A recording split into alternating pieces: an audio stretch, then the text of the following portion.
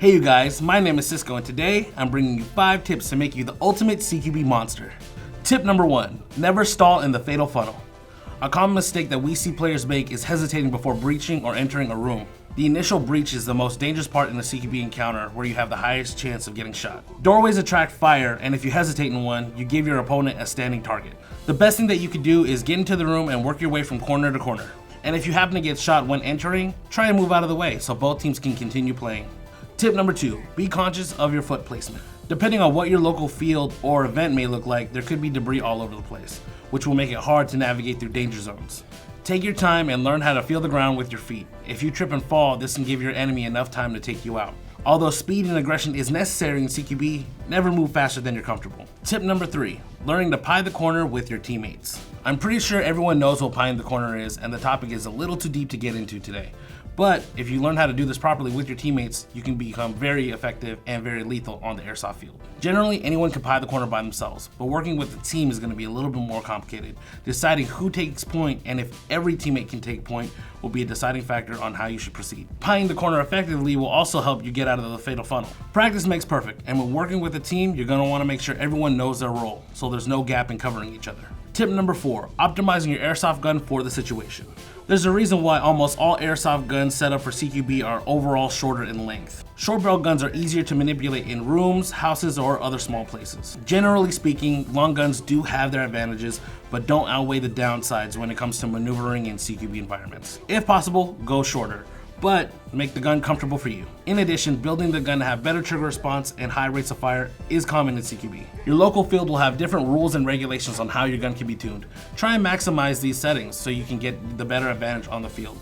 You can't deny putting rounds down the range faster will help you get out of any scenario. And finally, tip number 5, utilizing your CQB toolbox. CQB environments can be loud, chaotic, and dark, which will be confusing when working with the team.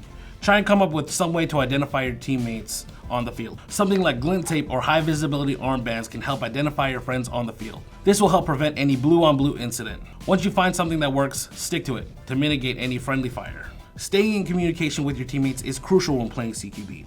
If you're already in a firefight, there's no need to be sneaky. Go ahead and yell to your teammates to let them know what's going on around you so they're aware of the situation. Using radios and headsets allows you to stay in contact with your teammates while being quiet and sneaky. Other items in your CQB toolbox should be accessories for your gun. As I said earlier, make the gun personalized to you. Choose accessories that'll make you more effective on the field. When looking at optics, try to go for a red dot instead of a magnified scope. You won't need to see far ahead if the target is right in front of you. Red dots will give you better target acquisition that'll help you aim faster. Using some type of angle or vertical grip will help you manipulate the gun. And having a flashlight will give you multiple benefits. Not only will the flashlight allow you to see in dark areas, you'll be able to see your BBs fly in the air, which will help you trace them. This will also simultaneously blind your enemy, which gives you 3 benefits for one tool. Now the flashlight will have its disadvantages as well. Once you use it, your opponent is going to know exactly where you are, and it being attached to the gun is going to make it harder to use for any other tasks. Having a helmet mounted light or a headlamp will help you navigate in the dark. Normally these are going to be a very low lumen count and give you different light options as well. Most of these lighting solutions will have a red light as well as white light. Red light isn't as harsh on the eyes as white light is. It's easier to gain your natural night vision back when using red light compared to white light. And because both of these lights are still at a low lumen count, it'll allow you to look at maps, navigate around in the dark without being spotted from afar. As with all of these tips, practice is key. Alright guys, those are our 5 tips to make you the ultimate CQB monster. If you feel differently about any of the tips that I've given or have any of your own, put them in the comments below. We'd love to read them. As always guys, my name is Cisco, and thank you guys for watching GI TV.